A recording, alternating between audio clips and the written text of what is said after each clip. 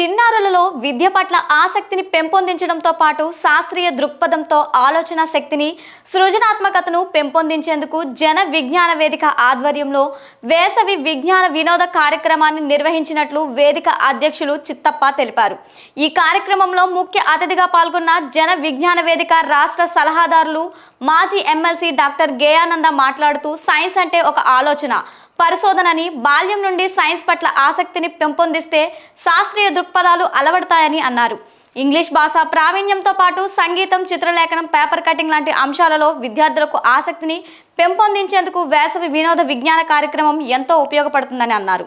15 రోజుల పాటు విజ్ఞానాన్ని అందించేందుకు కృషి చేసిన అధ్యాపకులకు ముఖ్య అతిథి చేతుల మీదుగా జ్ఞాపికలు అందజేశారు. ఈ కార్యక్రమంలో సామాజిక సేవాకర్త కిషోర్ కుమార్, పలువురు ఉపాధ్యాయులు పాల్గొన్నారు.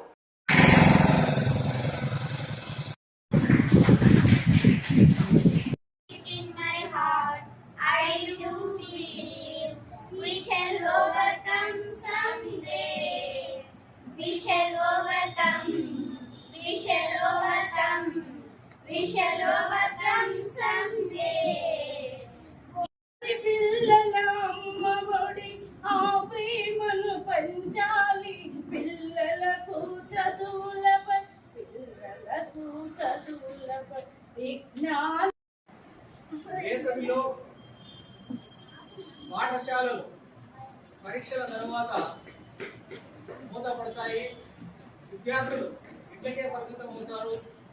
ఆ విద్యార్థుల్లో వికాసాన్ని తీసుకురావాలి, వాళ్ళల్లో మంచి జ్ఞానాన్ని పెంపొందింపజేయాలి, వాళ్ళ కాలాన్ని సద్వినియోగం చేయాలి అని చెప్పి ఒక మంచి లక్ష్యంతో ఈ కార్యక్రమాన్ని జన విజ్ఞాన వేదిక నిర్వహిస్తున్నాం. బయటికి వెళ్ళి తీసే ప్రయత్నం అన్నమాట ఇదంతా. అదేవిధంగా తెలియని విషయాలని, అనేక మంచి విషయాలని, పక్క నైతికతతో కూడుకున్న విషయాలు అయితేనేమి, అదేవిధంగా సైన్స్ పట్ల సైన్స్ మరింత ఇదిగా ఉపయోగించడం, ఇలాంటి మంచి కార్యక్రమాలని జరపడం వలన విద్యార్థులు ఇంగ్లీషు, వాళ్ళకి బేసిక్స్ అనేటువంటి ఇంగ్లీషు, మరి దాంతోపాటు మన భారతదేశంలో ఉన్నటువంటి అనేక మూఢాచారాలు, మూఢనమ్మకాలు అనేటువంటి సూపర్ స్టిషన్స్ అంటారు, వాటిని పారద్రోలాలి. మరి ఇంపార్టెన్స్ ఆఫ్ సైన్స్ అనేటువంటిది, సైన్స్ అండ్ టెక్నాలజీ అనేటువంటిది బాగా డెవలప్ చేసుకోగలిగితే మన భారతదేశం కూడా బాగా ముందుకి వెళ్తుంది అనేటువంటి కాన్సెప్ట్ ని, ఒక సైన్స్ అయితే ఉంది, ఇంగ్లీష్ అయితే ఉంది, తెలుగు, మ్యాథ్స్, పాటలు అన్ని రంగాల్లో అన్ని సబ్జెక్టుల్ని పిల్లలకి నా వంతు నేను వారికి అందించడం జరిగింది. ముఖ్యంగా మనుషుల్లో లేదా విద్యార్థుల్లో ఉన్నటువంటి ఆ మూఢనమ్మకాలను, లేకపోతే సైంటిఫిక్ గా శాస్త్రయుక్తంగా చదివితే లేదా తెలుసుకుంటే మరి ఒక ఐన్స్టీన్ లాగా, లేకపోతే మరి పెద్ద పెద్ద వాళ్ళు సైంటిస్టులు, మరి లైట్ ని కొనుగొని వాళ్ళు, ఇలాగా రైట్ బ్రదర్స్ మరి ఫ్లైట్ కనుగొన్న వాళ్ళు, వాళ్ళంతా ఇలాగా వేసవి బడుల్లో లేదా బాగా స్కూల్లో. బహుశా ఇది మొదటిసారి కళాదుర్గంలో జాయిన్ చేయడం కాబట్టి తక్కువ మంది ఉన్నారు. ముందు ప్రతి సంవత్సరం చేస్తాం కాబట్టి ఎవరికి ఆసక్తి ఉందో అందరినీ తీసుకొచ్చి ఇంకా చాలా మంది సహాయం చేసేవాళ్ళు సహాయం తీసుకుని ఇటువంటి కార్యక్రమం నిర్వహించాల్సిన అవసరం ఉంది అని నాకు అనిపిస్తుంది. ఈ క్యాంపుకు సంబంధించి నేను గమనించిన విషయాలు కావచ్చు, 3 రోజులు కావచ్చు, 15 రోజులు ఉన్నవాళ్ళు, చేసిన వాళ్ళు ఉన్నారు. ఇక్కడ వచ్చి వాళ్ళ సమయాన్ని ఇక్కడ పెట్టినారు పిల్లల కోసం. నిజానికి సెలవులు అంటే సెలవులు ఎక్కడో ఉండొచ్చు కదా, కానీ వాళ్ళు ఇక్కడ వచ్చి 15 రోజులు చేశారు అంటే వాళ్ళకు పిల్లల మీద అదే చుట్టలకు ఏదో ఒకటి మనం చేద్దాము చెప్తాము అని ఉంది కాబట్టి వాళ్ళు మన సమయాన్ని వెచ్చించారు. అంటే వాళ్ళందరికీ నేను ముందు శుభాకాంక్షలు చెప్తున్నా. అయితే పిల్లవాడిని అడిగాను, ఇంగ్లీషు స్పోకెన్ ఇంగ్లీష్ నేర్పించారు. స్పోకెన్ ఇంగ్లీష్ సంబంధించిన కొన్ని అంశాలు పిల్లలు చెప్పారు. చాలా అవసరం అయిపోతున్న వాళ్ళు. అట్లాగే తెలుగు అంటే మనకు లాస్ట్కు ఎంత పెద్ద స్కూల్లో చదివినా కూడా పిల్లవాళ్ళకి అటు తెలుగు రాదు, అటు ఇంగ్లీష్ రాదు అన్నట్టు ఉంటుంది. ఏ లాంగ్వేజ్ రాదు వాళ్ళకు. అదే నేను అంటే తప్పట్లో ఉన్న పరిస్థితి.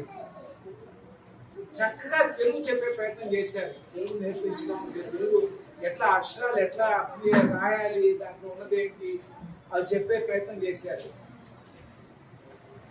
అంటే మ్యాథమెటిక్స్ పిల్లలకు కొత్త పద్ధతుల్లో వాళ్ళు సులభంగా దాన్ని వాటిలో ఆసక్తి కలిగే పద్ధతిలో వాటిని ఒక ఆటలాగా ఎట్లా అని చెప్పి నేర్పించారు. అంటే అందరితో మాట్లాడలేదు, కొద్దిమందితోనే మాట్లాడిన విషయాలు చెప్తారు. అట్లాగే